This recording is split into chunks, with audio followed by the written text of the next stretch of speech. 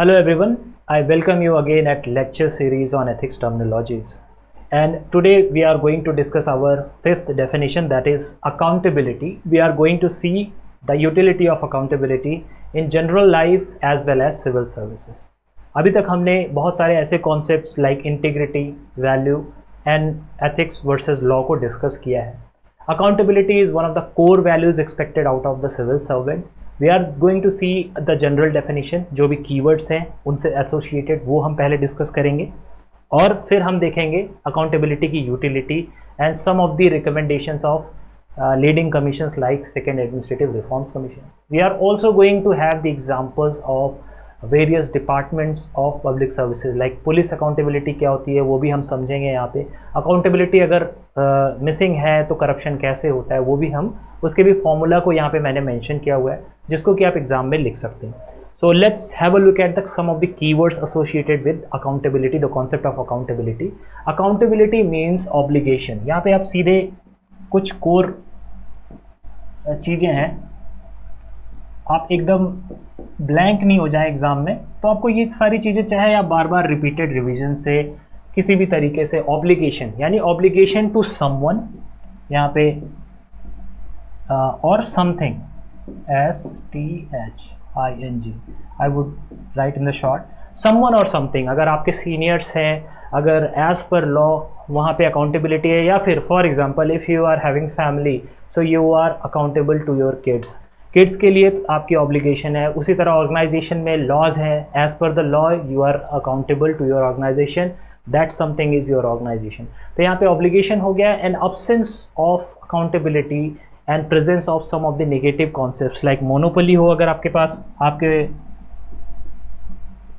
ऐसा बहुत ज़्यादा देखा जाता है, बहुत ही पावरफुल पोजीशंस पे मोनोपोली होती है, डिस्क्रिशन होता है और अकाउंटेबिलिटी अगर नहीं रही तो पब्लिक सर्वेंट किसी भी डायरेक्शन में चले जाएंगे और करप्शन वहाँ पे हो जाएगा. मॉरल करप्शन है यहाँ पे वैल्यू तो नहीं है, वो किसी भी फाइनेंशियल वैल्यू का करप्शन नहीं हो सकता है, बट यहाँ पे मॉरल करप्शन हो सकता है, that you are going to deny benefits to the general public. तो ये आप लिख सकते हैं. Accountability is the obligation to someone we have discussed like the kids in the family और the seniors in your organisation और something like laws organisation in general. ठीक है, तो let's have a look at the basic definition. हम उसको देखेंगे, utility देखेंगे in general life and then some of the quotations and utility in public services. काफ़ी important concept है. Let's have a look directly at this. It means the obligation to something और someone. This obligation might stem out of moral ethical, यानी कि अगर kids हैं, जैसे कि आपको इन जनरल आपको पता होगा एजुकेशन के वैल्यूज अगर सोसाइटी में modern democratic societies they assume that kids have to be educated. So this is not only a legal requirement. अभी तो लीगल रिक्वायरमेंट हो गई 86th अमेंडमेंट के बाद में, कॉन्स्टिट्यूशनल रिक्वायरमेंट भी है, ये फंडामेंटल राइट भी है किड्स का कि उनको स्टेट प्रोवाइड करेगा. बट गार्जियंस के लिए वो एक उनकी ड्यूटी दी गई है, यानी कि वो मॉरल एथिकल है. बिकॉज अगर आप कॉम्प्लिकेशंस में जाएंगे पॉलिटी के तो आप भी देखेंगे बहुत क्लियरली वहाँ पे लिखा हुआ है कि fundamental right of children is right to education provides, or that article 21A provides free education to every children in our country, but it also has the obligation put on the guardian or parents is classified as their fundamental duties. अब duties जो है वो moral ethical हैं, they are not going to be justiciable. यानी अगर किसी guardian और parent ने अपने बच्चे को नहीं पढ़ाया so they cannot be held accountable in courts. So who is going to be held accountable? The state. Because अगर आप fundamental rights को देखेंगे अपने constitution में, they are some kind of rights which are provided against most of them. ये अब untouchability को कहेंगे तो वो किसी person के against भी आपको available है. Other person cannot discriminate you on the basis of caste, religion and all. So untouchability का concept अलग है. but यहाँ पे जो education का 21A में जो mentioned है 21A, that says that every children has the right, so that right has to be ensured by the state. यानी कि गवर्नमेंट को इंश्योर करना पड़ेगा हर बच्चे के लिए. तो यहाँ पे moral ethical requirements of right to education is with the guardian and parent, while the legal obligation stemming out of the right to education that falls on the state. तो यहाँ पे हमने देख लिया अकाउंटेबिलिटी किसकी है, स्टेट की accountability है चिल्ड्रन को एजुकेशन प्रोवाइड करने की. सिमिलरली यहाँ पे डिफरेंट एग्जांपल्स भी हैं. पार्लियामेंट्री कमिटीज़ हैं, अभी इनका रोल जो है वो काफ़ी ये भी डिस्कस किया जाता है. केस स्टडीज़ भी कई बार जो हम टेस्ट सीरीज़ में देते हैं जहाँ पे हम ये दिखाते हैं कि ओवर द ईयर्स जो पार्लियामेंट्री कमिटीज़ है उनकी जो इन्वॉल्वमेंट है, स्क्रूटनाइजेशन ऑफ लॉ है, वो सब कम हुआ है, तो वो कैसे इम्पैक्ट करेगा। Accountability is going to be reduce if you are going to pass the bill in the state legislature और parliament without referring it to the parliamentary committees, तो उसकी क्वालिटी, इंक्लूजन और जो भी थिंक टैंक्स के जो suggestions हैं, you are going to be deprived of all those suggestions. तो क्या ये नहीं इंपॉर्टेंट है कि हम पार्लियामेंट्री कमिटीज़ को एक टूल की तरह अकाउंटेबिलिटी के यूज़ करते हुए उन सारे लॉज को, जो अपकमिंग लॉज हैं, उनको स्क्रूटनाइज करें,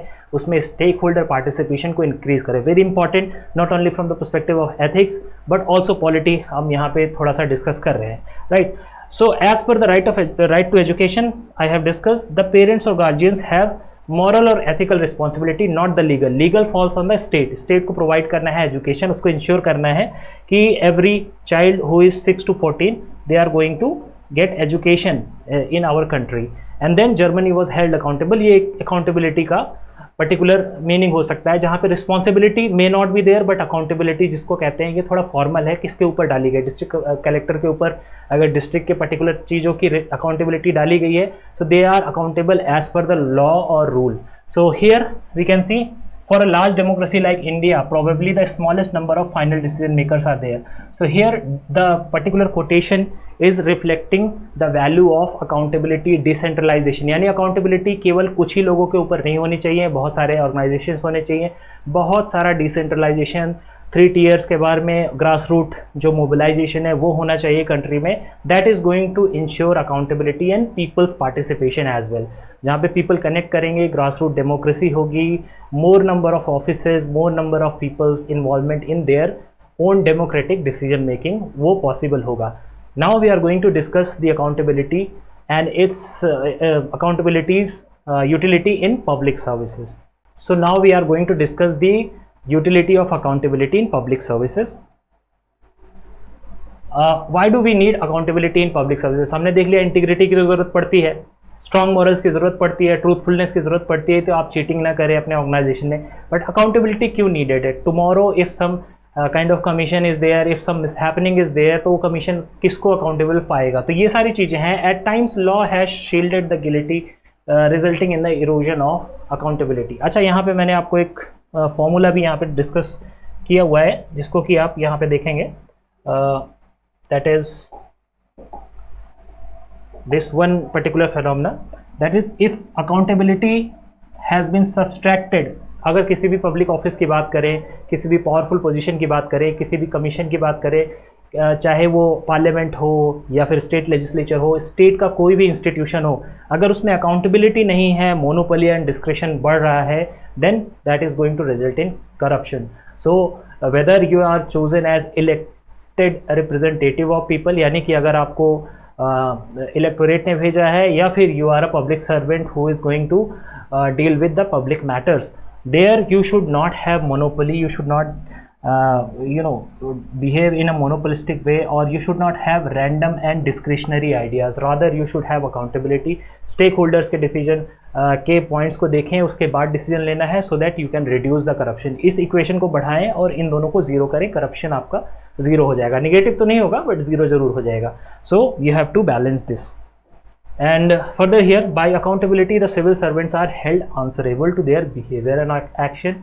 if the vaccines have to be distributed, the vaccines should reach to the people who are in the utmost need of the vaccines. तो वहाँ पे आपको देखना है कि अकाउंटेबिलिटी एज पर लॉ क्या कह रही है। एल्डर जनरेशन को देना है या फ्रंट लाइन वर्कर को कोविड वैक्सीन पहले देनी है, ये तो अब खैर हो चुका है कोविड वैक्सीनेशन, एक एग्जाम्पल है जस्ट। सिमिलरली अदर वैक्सीनेशन और अदर रिसोर्सेज, पब्लिक रिसोर्सेज, उनके बेनिफिशरीज, फॉर एग्जांपल ट्राइबल्स के लिए अगर कोई लैंड है, सबसे इंपॉर्टेंट अगर वो ट्राइबल कल्चर है जो कि डिस्ट्रॉय हो जाएगी वर्सेज एक फैक्ट्री वहाँ पे स्टैब्लिश होनी है। So you have to be considerate about your actions, you have to be accountable for whatever you are going to do in your own personal capacity. अगर जितना आपकी पावर है उसके लिए आप अकाउंटेबल तो होंगे ही।